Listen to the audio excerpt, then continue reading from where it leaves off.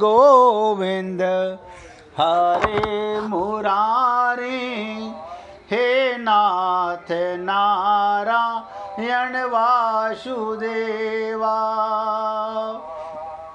श्री कृष्ण गोविंद हरे मुरारे, हे नाथ नारायण वासुदेवा। श्री कृष्ण गोविंद हरे मुरारे, हे नाथ नारायण वासुदेवा। हे नाथ नारायण वासुदेवा। सभी पुण्यात्मा ध्यान से सुनो, एकाग्रचित होकर सुनो, अपने मोबाइल की आवाज़ बंद करके सुनो, ध्यान से सुनो, स्पीकर बंद कर लेना भाई। संत महात्मा बड़े दयालु होते हैं। देखो बीच में बोल रहा हूँ, संत महात्मा बड़े दयालु होते हैं, कृपालु होते हैं, जो अभिमान पर चोट करते हैं। और आप और हम सब पता नहीं किस अभिमान में जीते रहते हैं। वो सामान्य व्यक्ति नहीं हो सकता, वो आपका परम हितकारी होगा, तभी वो आपके अभिमान पर चोट मारकर आपके अंदर का अभिमान बाहर निकालने की चेष्टा करेगा। भगवान हमको ये मनुष्य शरीर देकर जन्म मृत्यु में शरीर के आनंद के लिए नहीं लाते। क्या कारण था जो देव दुर्लभ शरीर कहा जाता है? ये शरीर हर किसी को नहीं मिलता, हमें मिला हुआ है, लेकिन आप और हम लोग ये अज्ञानता मिटाना नहीं चाहते। संत ज्ञानेश्वर ऐसे दयालु हुए, सिद्ध चांगदेव के मुख से निकलवाया, मुझे क्षमा कीजिए, मुझे आत्मबोध दीजिए। क्या कहलवाया? मुझे आत्मबोध दीजिए, मुझे आत्मज्ञान दीजिए, मुझे अपना शिष्य स्वीकार कीजिए।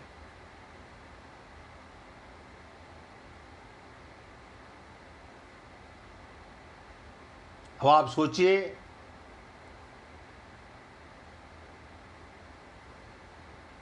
एक 1400 वर्ष का शिष्य 16 वर्ष के भक्त से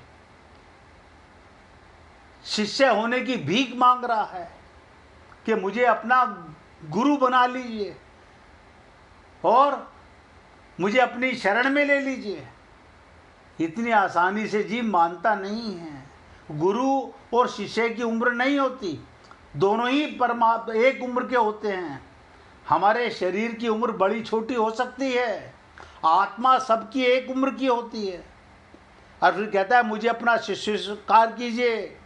बहुत से शिष्य उसके साथ आए हुए थे। उनके शिष्य भक्त ज्ञानेश्वर ने, संत ज्ञानेश्वर ने शर्त रखी कि चांगदेव जी, मैं आपको शिष्य तब स्वीकार करूंगा यदि आपके इन शिष्यों में से कोई अपनी बलि देने को तैयार हो। देखिएगा क्या कहा संत ज्ञानेश्वर ने, आपके इन शिष्यों में से कोई अपनी बलि देना चाहता है? शिष्यों ने ये बात सुनी, एक एक करके खिसकने लगे। एक एक शिष्य खिसकने लगा, सभी के सभी शिष्य खिसक गए। मानो ये अभिमान की मेरे इतने शिष्य हैं, ये भी खत्म हुआ। इधर उधर देखा, इधर उधर झांका, मेरे लिए कोई भी शिष्य बलि देने को तैयार नहीं। उन्होंने देखा मेरे लिए कोई भी शिष्य बलि देने को तैयार नहीं हुआ, तो काहे के शिष्य हैं ये क्या शिष्य है? कौन ऐसे शिष्य कहेगा? अतएव ये अभिमान ही चांगदेव का दूर हुआ। कहते हैं चांगदेव ने हाथ जोड़कर कसकर पांव पकड़कर कहा ज्ञानेश्वर जी से मैं अपनी बलि देने को तैयार हूं। क्या कहा? मैं अपनी बलि देने को तैयार हूं। पर मुझे अपना शिष्य स्वीकार कीजिए। कहा मुझे तन के सिर की बलि नहीं चाहिए। आप ध्यान से सुनिएगा, गुरु ने क्या कहा? मुझे तुम्हारे शरीर की बलि नहीं चाहिए, मुझे तन से जुड़ा हुआ ये जो सिर है इसकी बलि नहीं चाहिए। सामान्य तो आप और हम लोग यही समझते हैं। मैं तो कई बार सोचता हूं कि खाटू श्याम जी जाने वाले करोड़ों भक्त, एक दो की बात नहीं कर रहा हूं, करोड़ों भक्त जाते हैं शीश के दाने की, शीश के दाने की। मूर्खों को यही नहीं पता शीश के दान का मतलब क्या होता है। ऐसे ही भ्रम में जी रहे हैं, खूब ढोलक तबले बजा रहे हैं, पता नहीं शीश के दाने का मतलब क्या है। सब सुनिएगा। गुरु ने कहा मुझे तन से जुड़ा हुआ ये जो सर है इसकी बलि नहीं चाहिए। सामान्यतः लोग यही समझते हैं ना कि बलि का अर्थ मूंड को दे देना, अपनी खोपड़ी को दे देना, चढ़ा देना। बलि है नर बलि या पशु बलि, ये एक ही अर्थ है। मनुष्य को मार के दो या पशु को काट के दो। अगर सर काटने से ही बलि होती तो नर बलि क्या, पशु बलि दे दो, उसके आगे चढ़ा दिया, उसको बलि कहा जाता है। संत ज्ञानेश्वर स्पष्ट करते हैं कि चांगदेव मुझे तन वाला मुंड बलि नहीं चाहिए, मुझे तेरा सर नहीं चाहिए। फिर क्या चाहिए गुरुजी?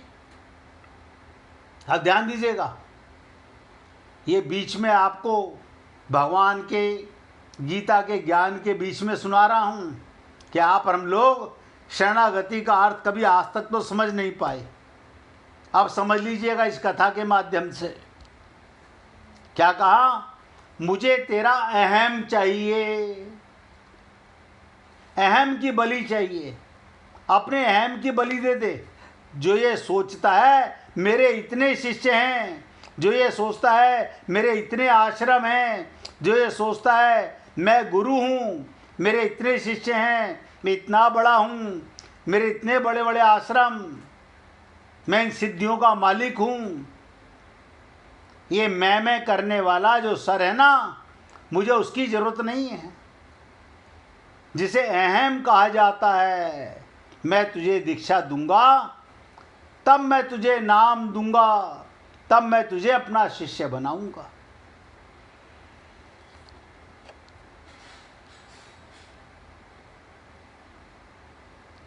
परमेश्वर साधक के लिए उनकी लाज रखता है। जिसके प्रति ईर्ष्यालु हैं लोग, उस बेचारे को पता भी नहीं होता कि उसके प्रति लोग इतने ईर्ष्यालु हैं, लेकिन ईर्ष्या की अग्नि से ना जाने कितने लोग अंदर ही अंदर जल रहे हैं। हम किसी से ईर्ष्या करें उसे पता भी नहीं। कितने लोग संसार में जल रहे हैं।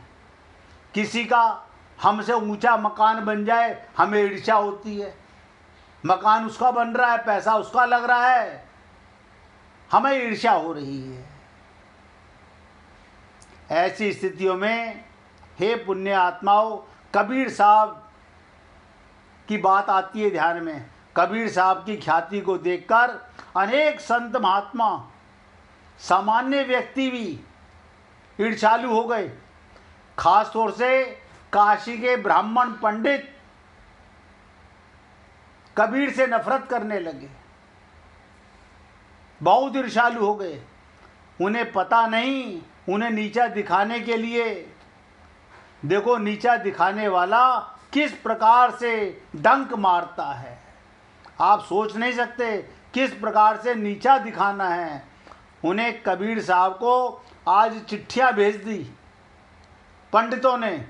संत महात्माओं को सैकड़ों के हिसाब से चिट्ठियां चली गईं। क्या कि क्या चिट्ठियां चली गई, पंडितों ने सारे काशी में चिट्ठियां बांट दी कि परसों कबीर साहब बहुत बड़ा भंडारा कर रहे हैं, मेहरबानी करके सब के सब पधारिए। यानी कबीर को पता नहीं, पंडितों ने उसे नीचा दिखाने के लिए चिट्ठियां बांट दी। बेचारे कबीर को पता भी नहीं ये चिट्ठियां लिखी गई उसे नीचा दिखाने का ढंग, लेकिन परमात्मा तो जानता है, परमात्मा तो लाज रखता है ना, परमात्मा तो कृपा करता है, दया करता है। मानो ये अपने भक्त की किसी प्रकार से भी इलाज पर आंच नहीं आने देता। तो भंडारे का दिन सैकड़ों की संख्या उनके आश्रम के आगे तांता लग गया। कबीर साहब ने देखा ये क्या बात, भूसी वाले कमरे में छुपकर बैठ गए सारे के सारे। जब देखा इतना तांता लग गया, कबीर साहब ने देखा ये क्या बात, भूसी वाले कमरे में छुपकर बैठ गए। मैं क्या कर सकता हूं इस वक्त, मेरे घर अपने लिए रोटी नहीं है। अभी तो पत्नी बोल के चुकी है लोई कि घर में राशन नहीं है, आज खाना नहीं बनेगा। मेरे घर लोई के लिए रोटी नहीं, मैं इतने सारे संत महात्माओं को कहां से रोटी खिलाऊंगा। अतः भूसी वाले कमरे में छुपकर बैठ गए कबीर जी। आप ध्यान से सुनिएगा, क्या देखते हैं, भगवान का सिंहासन हिला, चल लक्ष्मी लोई बन। क्या कहा भगवान ने, लक्ष्मी को लोई बन, मैं कबीर बनता हूं। भगवान बोले तू कबीर की पत्नी बन लक्ष्मी, और मैं कबीर बनूंगा। दोनों अपने भक्त की जाकर लाज रखते हैं।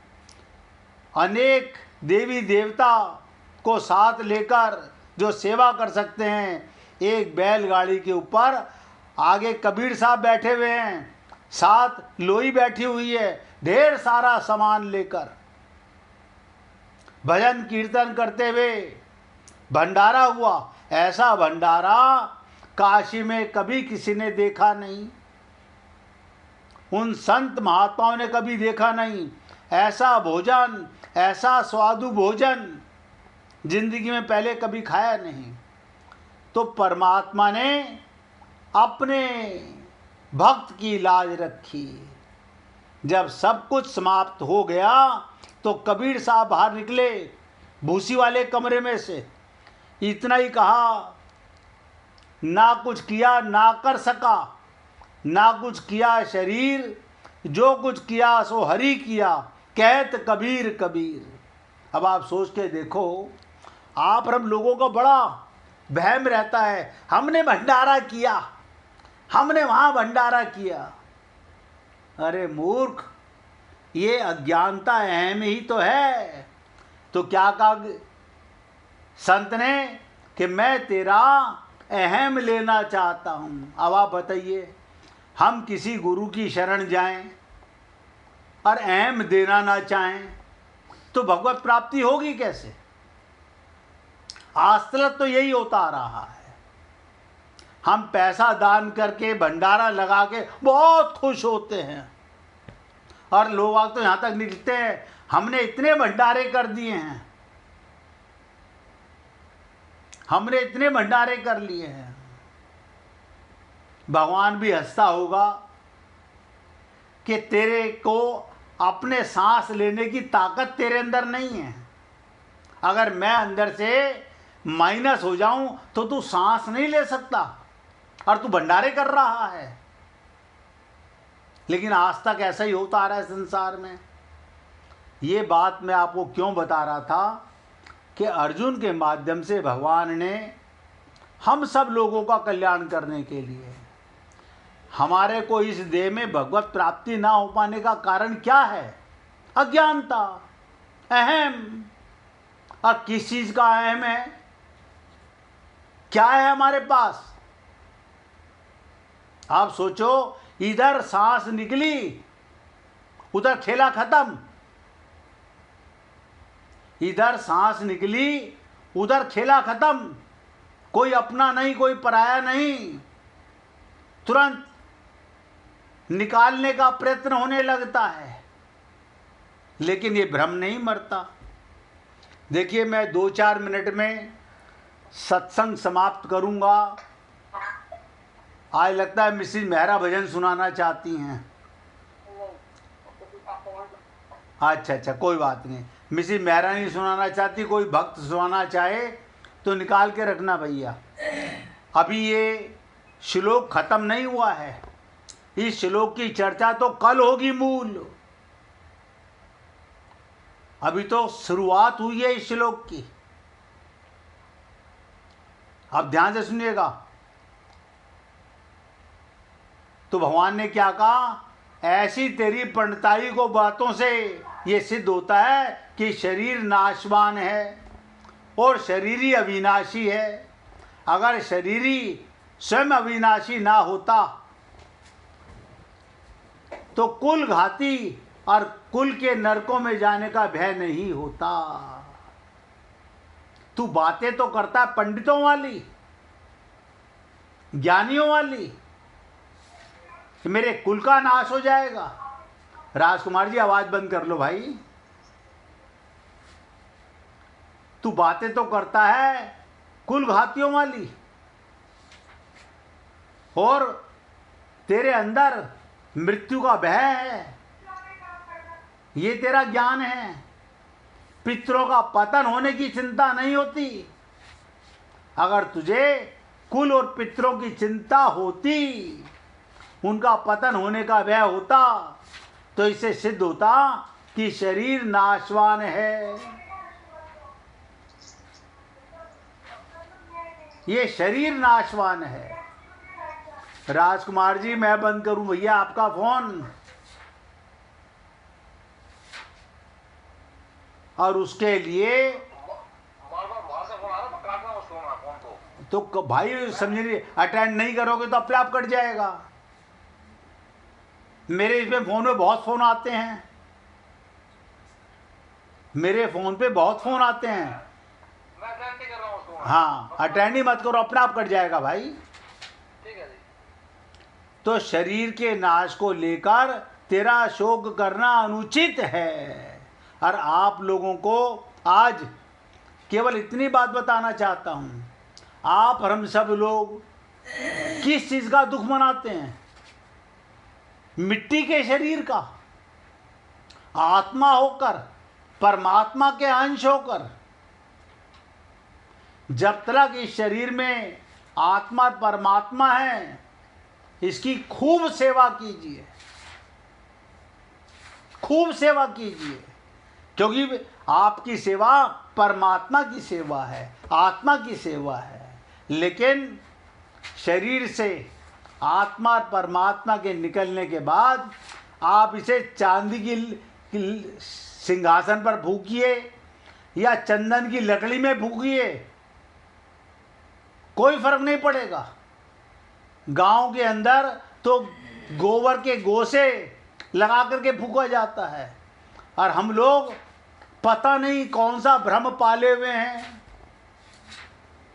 हमने 11 किलो चंदन की लकड़ी मंगाई, हमने 5 किलो चंदन की लकड़ी बनाई।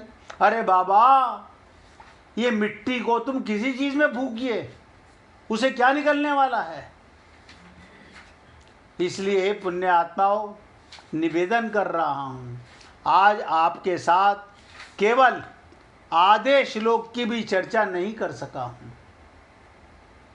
आधे श्लोक की भी चर्चा मैं नहीं कर सका हूं। और मैंने कल ही आपसे निवेदन किया था कि यहाँ से ही भगवान की हम लोगों पर, हमारी कुबुद्धि पर चोट होने लगेगी। यहाँ से आप जागृत होंगे, एकाग्रचित्त होंगे, अपने गुरु और भगवान के शरणागत होंगे, तो सुनिश्चित कल्याण होगा। और अगर आप अभी भी अपने को मरने वाला इस शरीर को मैं मानेंगे, तो हे पुण्य आत्माओं, ना कोई गुरु कुछ कर सकेगा, ना भगवान कुछ कर सकेगा। इसलिए निवेदन करना मेरा कार्य है, मानना ना मानना आप सबका कार्य है। बाकी की चर्चा कल करेंगे।